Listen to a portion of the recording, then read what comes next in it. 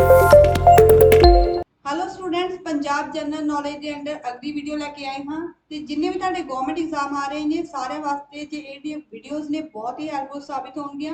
तो इन्होंने वीडियोज़ को बहुत ध्यान नाल सॉल्व करो, देखो उन्होंने जो MCQs ने अच्छे तरीके नाल सॉल्व करो ताकि तुहाडी जिहड़ी प्रैपरेशन है वो अच्छे तरीके नाल हुंदी जावे। स्टार्ट करते हैं अज दी वीडियो। फर्स्ट क्वेश्चन है साडा, who was the viceroy of India at the time of Jallianwala बाग।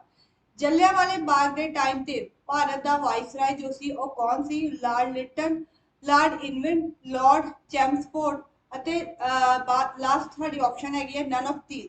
मतलब कि जलियांवाले बाग के दौरान ਜਿਹੜਾ ਭਾਰਤ ਦਾ ਵਾਇਸਰਾय ਸੀ ਉਹ ਕੌਣ ਸੀ ਜਦੋਂ ਉਸ ਸਮੇਂ ਸਾਕਾ ਹੋਇਆ ਹੈ ਜਲਿਆਂਵਾਲੇ ਬਾਗ ਦਾ?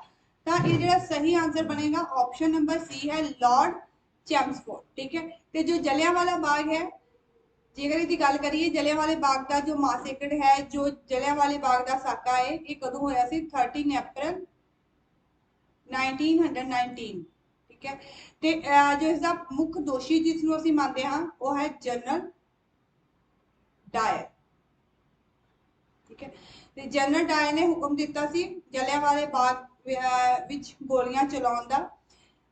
इस दे नाल एक होर भी घटना जुड़ी है, इस दे नाल शहीद उधम सिंह जो है उन्हां दी घटना जो है वो इस दे नाल जुड़ती है कि शहीद उधम सिंह जो हैं उन्होंने जलियांवाले बाग का जो बदला है वो लैण वास्ते लंडन गए सी, उत्थे जाके उन्होंने जनरल डायर नूं मारिया सी। लेकिन जेकर पर्टिकुलर गल करिए कि जिस दे द्वारा गोलियां चलाया गया सी उसनूं ही मार दिता गया सी, नहीं। जनरल डायर जो सी इसकी एक लंबी बीमारी के नाल पहला ही मौत हो चुकी सी। ते जो शहीद उधम सिंह सी उन्होंने मारिया सी जनरल ओ डायर। ठीक है। ये दो अलग अलग बंदे ने, जनरल डायर अलग ने, जनरल ओ डायर जो है वो अलग हैं। जनरल डायर जो है ये प्रमुख दोषी है, लेकिन इसकी जो मौत सी वो लंबी बीमारी नाल पहला ही हो चुकी थी। लेकिन जनरल ओ डायर जो हैं वो भी इस हत्याकांड के दोषी सन ते उन्हां नूं मार के शहीद उधम सिंह द्वारा इसका बदला जो है वो लिया जाता है। सेकंड क्वेश्चन है साडा, who introduce subsidiary alliance. Subsidiary alliance जो है ये किसने पेश किया सी? जॉन शोर ने, लॉर्ड वेलजली ने, लॉर्ड क्लार्क ने, या लास्ट ऑप्शन है नन ऑफ दी। ठीक है। तो जो सब्सिडरी अलायंस है ये किसके द्वारा स्टार्ट किया जाता है? जो सही ऑप्शन है साडी ऑप्शन नंबर बी आएगा, लॉर्ड वेलजली के द्वारा। ठीक है। तो सब्सिडरी अलायंस के अंडर की सी? सब्सिडरी अलायंस जो सी इस जेड़ा प्रोसीजर है इसके अंडर जो ब्रिटिश गवर्नमेंट है इसके द्वारा किसी भी स्टेट के विच अपना एक रेजीमेंट रख दिता जाता सी, जिस तरह पंजाब विच भी रखा गया सी। ते एक फौज की टुकड़ी रख दी जाती सी, उस फौज की टुकड़ी का उस रेजीमेंट का जिन्ना भी खर्चा होता सी वो पर्टिकुलरली उस स्टेट नूं ही करना पैंदा सी। ते इहदे विच एक गल होर हुंदी सी कि जो प्रशासनिक मामले हुंदे हन उस स्टेट दे उन्हां विच दखल अंदाजी जो ब्रिटिशर्स दी वो बहुत ज़्यादा वध जाती सी। थर्ड क्वेश्चन है साडा, which of the following was the first state to come under the grip of subsidiary alliance. Subsidiary alliance के अंडर सब तो पहला वो केड़ी स्टेट सी जेड़ी इसकी गिरफ्त विच आई सी? सब तो पहला जो सब्सिडरी अलायंस सी वो किसके द्वारा किसके उत्ते लागू किया गया सी? ठीक है। ऑप्शन हैं साडियां Awadh, Mysore, Hyderabad, none of these.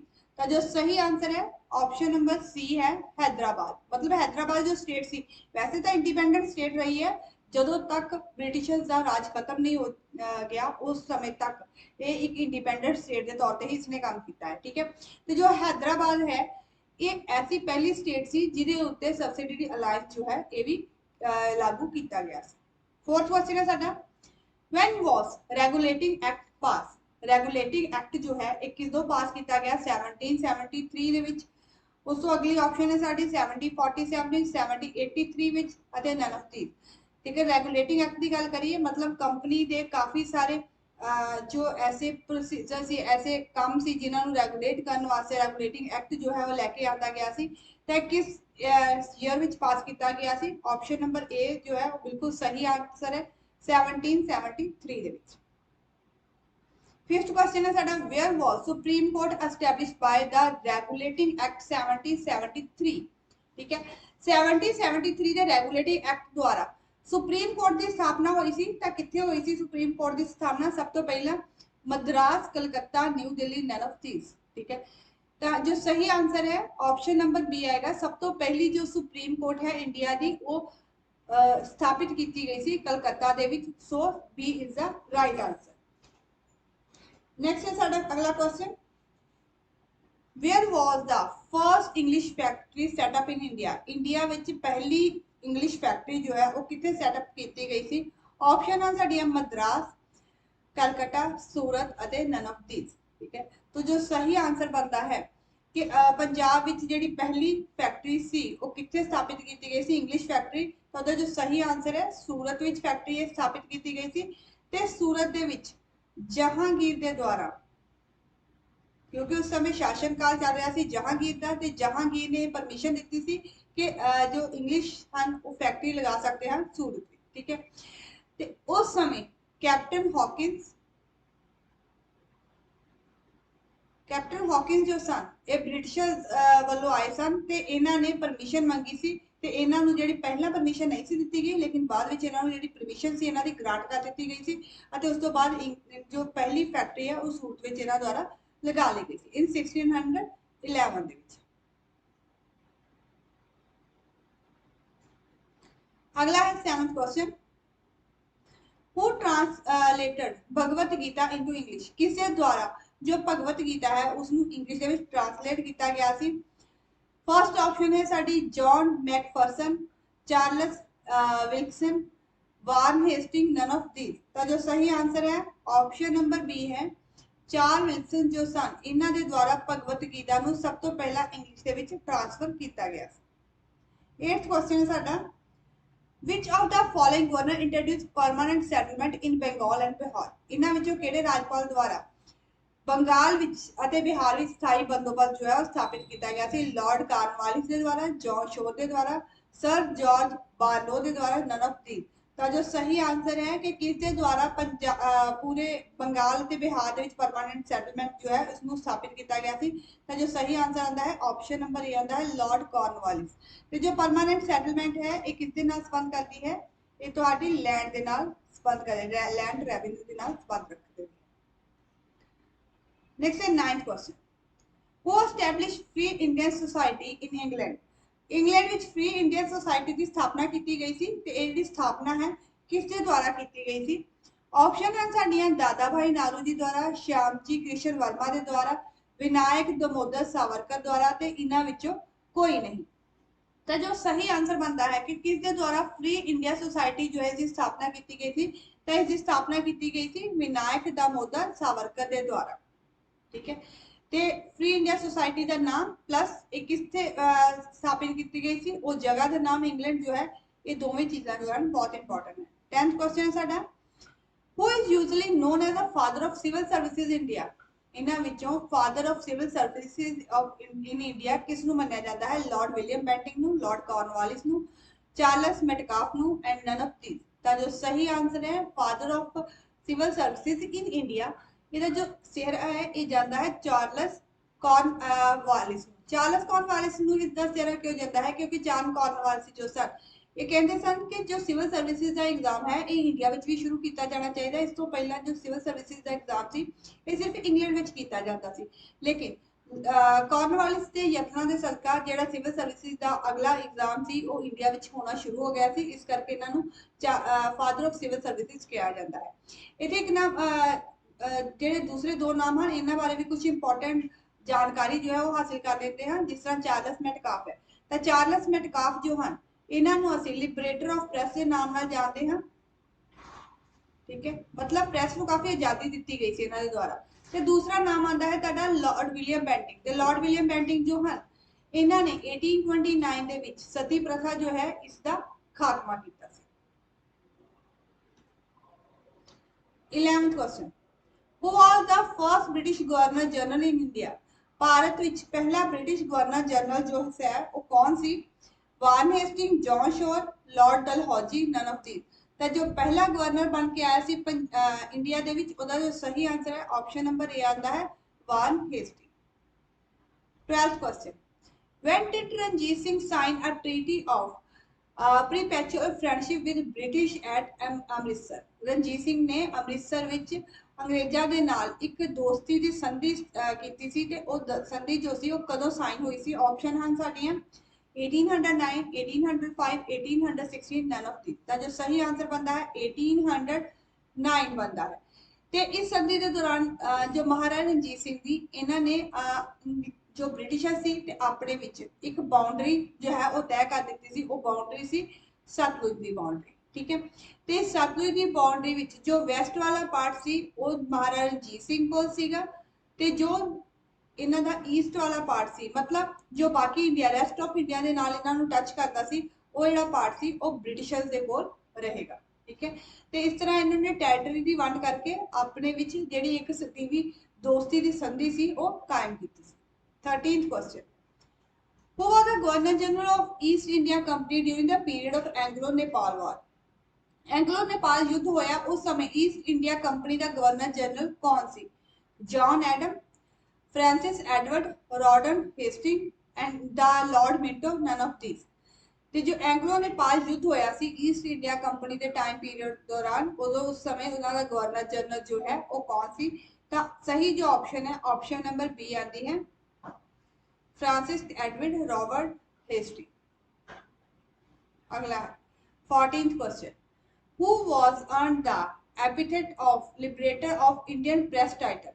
किसके द्वारा इंडियन प्रेस लिबरेटर प्रेस का जो खिताब है वो हासिल किया गया सी? लॉर्ड एम्फर द्वारा, लॉर्ड बटरवर्थ बेले द्वारा, चार्ल्स मेटकाफ द्वारा, या last option none of these. तो जो सही आंसर बनता है ऑप्शन नंबर सी बनता है। ਅਸੀਂ ਪਿੱਛੇ ਵੀ ਇसी डिस्कशन करके आए ना।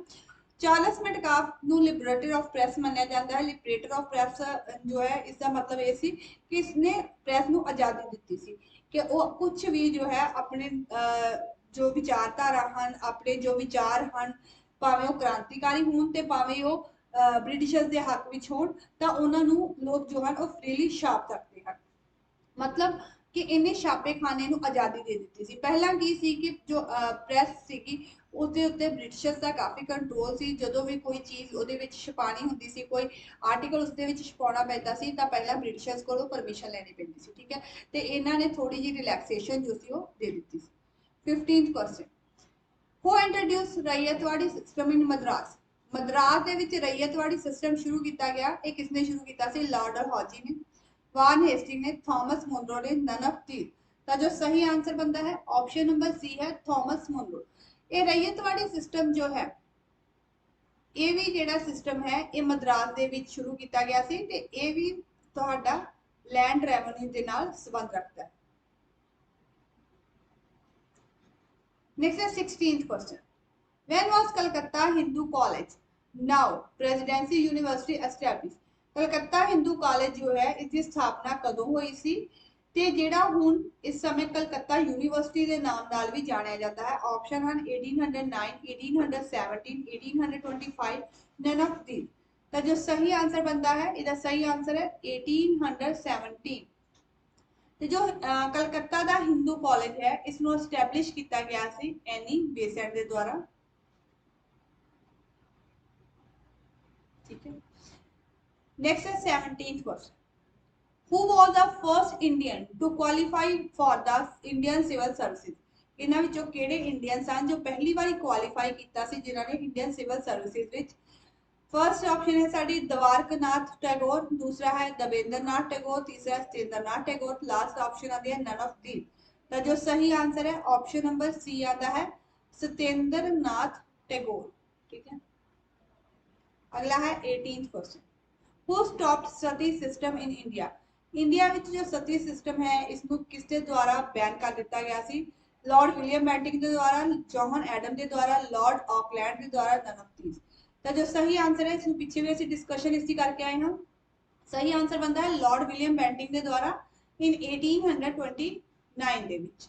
1829 ਦੇ ਵਿੱਚ लॉर्ड विलियम बेंटिंक ने सती प्रथा ਨੂੰ खत्म ਕੀਤਾ ਸੀ, पर ਇਸ ਦੇ ਨਾਲ एक होर व्यक्ति है जिसके यतन जो हैं काफी सार्थक साबित हुए सन, वो सन राजा राम मोहन राय। उस तो बाद 1829 ਦੇ ਵਿੱਚ ਇਹਨਾਂ ਨੇ ਸਤੀ ਪ੍ਰਥਾ ਸਿਸਟਮ ਜੋ ਹੈ ਇਸ ਨੂੰ ਬੈਨ ਕੀਤਾ ਸੀ। 1830 ਦੇ ਵਿੱਚ लॉर्ड विलियम बेंटिंक के द्वारा ही एक काम और किया गया सी, abolition of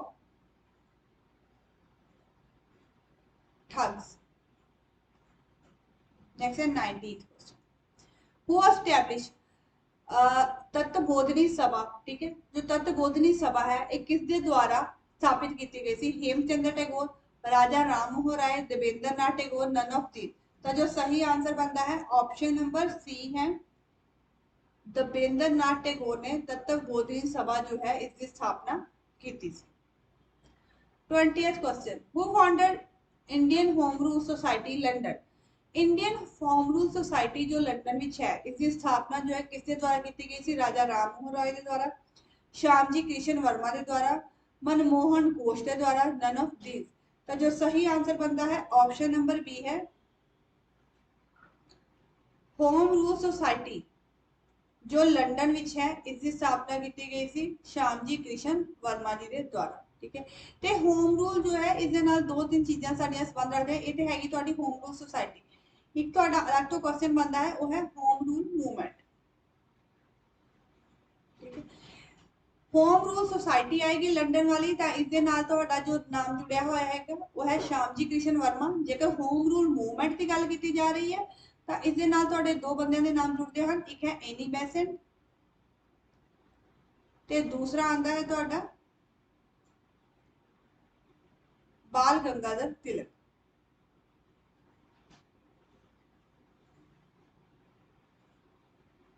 ठीक है।